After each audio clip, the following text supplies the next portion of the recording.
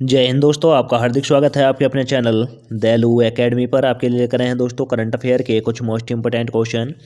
और दोस्तों, आप हमारे चैनल पर पहली बार आए हों तो चैनल को सब्सक्राइब कर लें, बेल आइकन प्रेस कर लें ताकि आने वाली क्लास का नोटिफिकेशन मिले आपको सबसे पहले।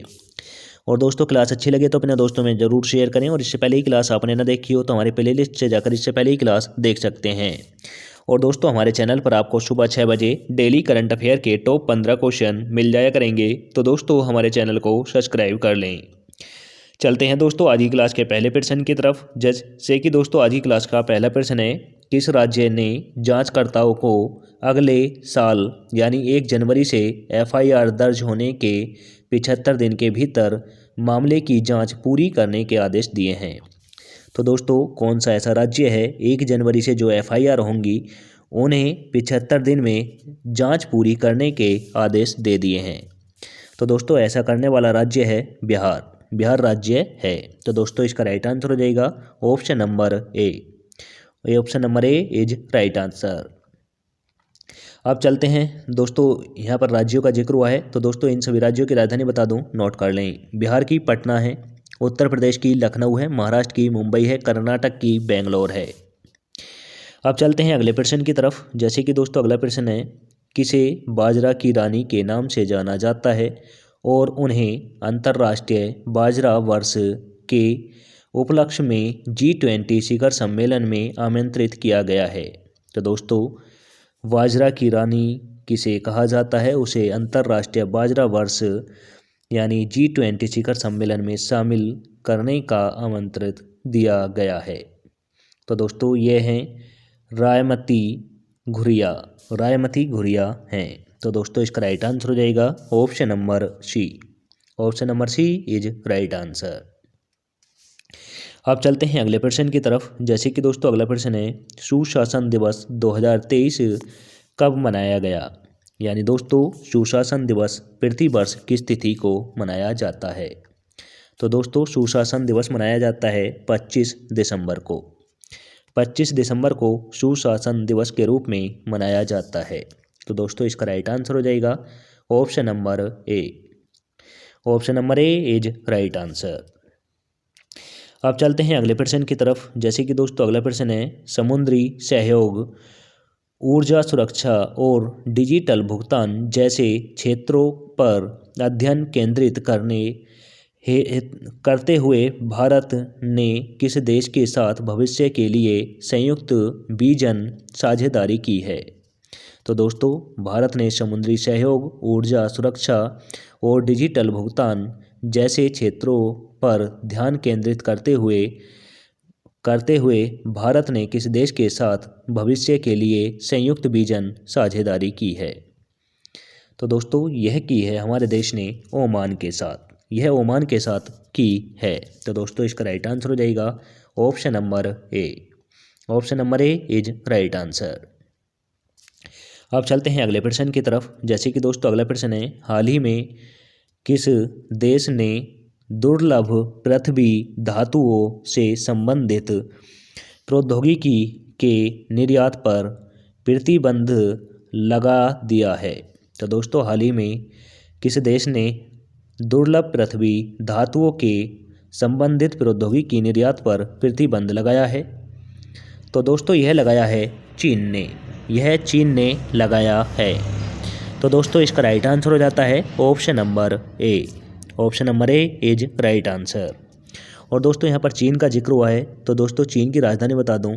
चीन की राजधानी है दोस्तों बीजिंग। और दोस्तों, यहाँ के राष्ट्रपति जो हैं वह हैं दोस्तों शी जिनपिंग। ये दोनों जानकारी आप नोट कर लें।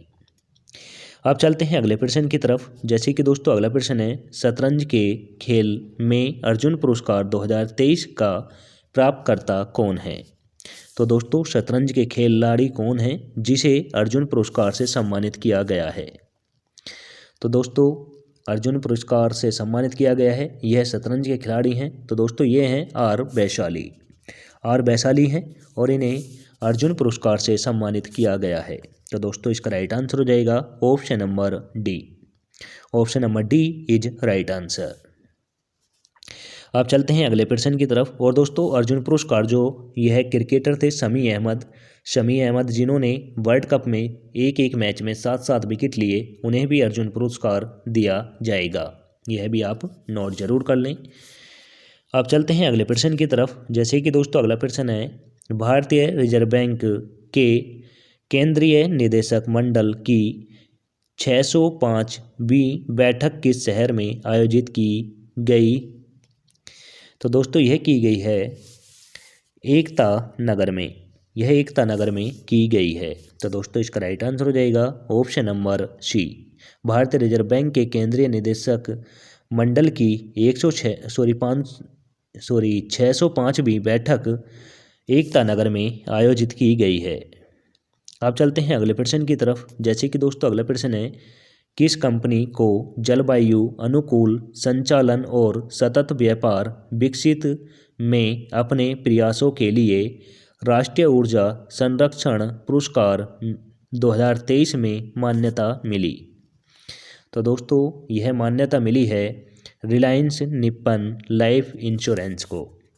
रिलायंस निप्पन इंश्योरेंस लाइफ को यह परमिशन मिली है।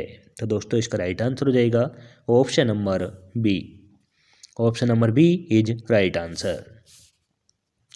अब चलते हैं अगले प्रश्न की तरफ। जैसे कि दोस्तों अगला प्रश्न है, कौन सा भारतीय राज्य कौशल विकास और रोजगार सृजन पहल के लिए विश्व बैंक से $100 मिलियन का निवेश प्राप्त करने के लिए तैयार है? तो दोस्तों कौन सा भारत का राज्य है जो कौशल विकास और रोजगार सृजन पहल के लिए विश्व बैंक से $100 मिलियन का ऋण लेने के लिए तैयार है? तो दोस्तों यह है सिक्किम राज्य है। तो दोस्तों इसका राइट आंसर हो जाएगा option number D. Option number D is right answer. अब दोस्तों यहाँ पर राज्यों का जिक्र हुआ है, तो दोस्तों इन सभी राज्यों की राजधानी बता दूं, नोट कर लें। उत्तराखंड की देहरादून है, हिमाचल प्रदेश की शिमला है, अरुणाचल प्रदेश की दोस्तों ईटानगर है, सिक्किम की गंगटोक है। अब चलते हैं अगले प्रश्न की तरफ। जैसे कि दोस्तों अगला प्रश्न है, उच्च शिक्षा विभाग और शिक्षा मंत्रालय ने प्रवेश परीक्षाओं के लिए स्व मूल्यांकन परीक्षण और सहायता के लिए एस्थी पोर्टल शुरू करने के लिए किस शैक्षणिक संस्थान के साथ सहयोग किया है? तो दोस्तों साथी पोर्टल शुरू करने के लिए शैक्षणिक संस्थान ने सहयोग किया है। यह किसने किया है? तो दोस्तों यह किया है आईआईटी कानपुर ने।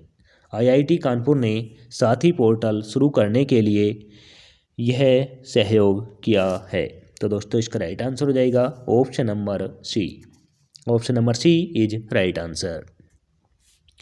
अब चलते हैं अगले प्रश्न की तरफ। जैसे कि दोस्तों अगला प्रश्न है, जैसे कि एक हालिया अध्ययन से पता चला है याक को मानव द्वारा पालतू बनाए जाने का सबसे पहला प्रमाण किस क्षेत्र में खोजा गया है? तो दोस्तों याक जो जानवर है यानी पशु है, उसे पालतू बनाए जाने का सबसे पहला प्रमाण किस क्षेत्र में प्राप्त हुआ है?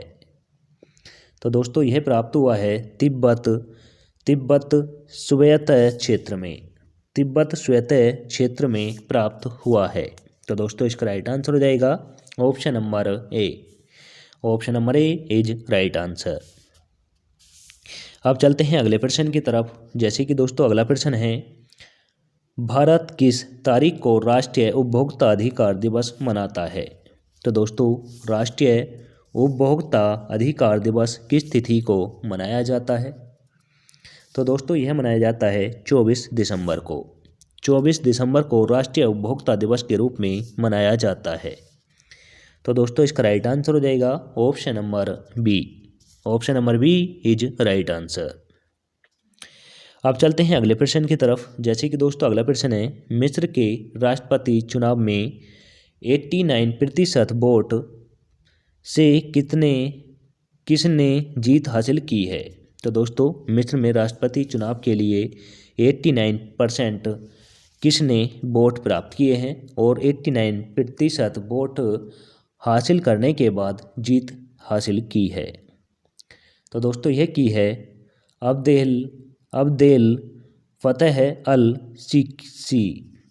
अब्देल फतेह सीसी ने प्राप्त की है। तो दोस्तों इसका राइट आंसर हो जाएगा ऑप्शन नंबर ए, यानी दोस्तों मिस्र के राष्ट्रपति जो बने हैं वह बने हैं अब्देल फतेह अल सीसी। तो दोस्तों यह भी आप नोट कर लें।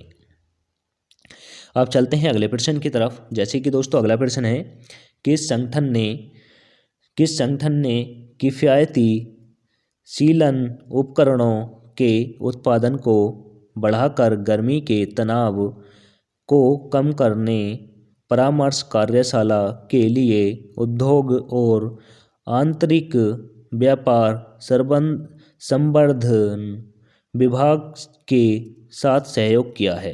तो दोस्तों यह क्या है दोस्तों विश्व बैंक ने किया है।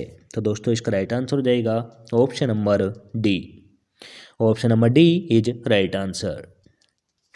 अब चलते हैं अगले प्रश्न की तरफ। जैसे कि दोस्तों अगला प्रश्न है, कौन सी कंपनी आधुनिक HR तकनीकी को लागू करने के लिए एक बहुवर्षीय परियोजना के लिए भारतीय जीवन बीमा निगम यानी दोस्तों LIC के साथ साझेदारी कर रही है। तो दोस्तों यह कर रही है केल्टन कंपनी कर रही है। तो दोस्तों इसका राइट आंसर हो जाएगा option number C. Option number C is right answer.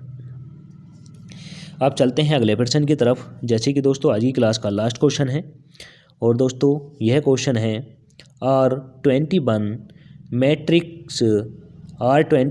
Matrix M vaccine का उद्देश्य किस बीमारी को रोकना है, जैसा कि हाल ही में विश्व स्वास्थ्य संगठन की पूर्व योग्य टीकों की सूची में जोड़ा गया है। तो दोस्तों यह जोड़ा गया है मलेरिया को रोकने के लिए R21 मैट्रिक्स एम वैक्सीन का उद्देश्य है। तो दोस्तों इसका राइट आंसर हो जाएगा option number C. Option number C is right answer. अब चलते हैं दोस्तों टेस्ट वाले क्वेश्चन की तरफ। जैसे कि टेस्ट वाला क्वेश्चन है, इसका आंसर दोस्तों निशा ठाकुर हमेशा कमेंट करके बताती हैं और दोस्तों आशा करता हूं आप निशा ठाकुर की ही तरह आप भी इसका आंसर कमेंट करके ज़रूर दिया करें। तो दोस्तों निशा ठाकुर जो वह सटीक आंसर यानी सही आंसर देती हैं। तो दोस्तों आज की क्लास का टेस्ट वाला क्वेश्चन है, भारत के आगामी गणतंत्र दिवस समारोह के लिए किस देश के राष्ट्रपति को मुख्य अतिथि के रूप में आमंत्रित किया गया है। तो दोस्तों किस देश के मुख्यमंत्री हैं जो हमारे देश के गणतंत्र दिवस पर मुख्य अतिथि के रूप में पधारेंगे। तो दोस्तों यह आपको कमेंट करके बताना है। ऑप्शन नंबर ए में रखा है दोस्तों फ्रांस। ऑप्शन नंबर बी में रखा है दोस्तों संयुक्त राज्य अमेरिका। ऑप्शन नंबर सी में रखा है दोस्तों जर्मनी। ऑप्शन नंबर डी में रखा है दोस्तों रूस। आंसर कमेंट करके बताएं। और इसी के साथ आज ही क्लास समाप्त होती है। आपको क्लास कैसी लगी कमेंट करके ज़रूर बताएं। क्लास अच्छी लगी हो तो दोस्तों अपने दोस्तों में ज़रूर शेयर करें। चैनल पर पहली बार आए हों तो दोस्तों चैनल को सब्सक्राइब कर लें, बेल आइकन प्रेस कर लें ताकि आने वाली क्लास का नोटिफिकेशन मिले आपको सबसे पहले। और दोस्तों हमारे टेलीग्राम चैनल का लिंक आपको डिस्क्रिप्शन में मिल जाएगा, वहां से जाकर आप PDF डाउनलोड कर सकते हैं। मिलेंगे दोस्तों नेक्स्ट क्लास के साथ। जय हिंद, वंदे मातरम।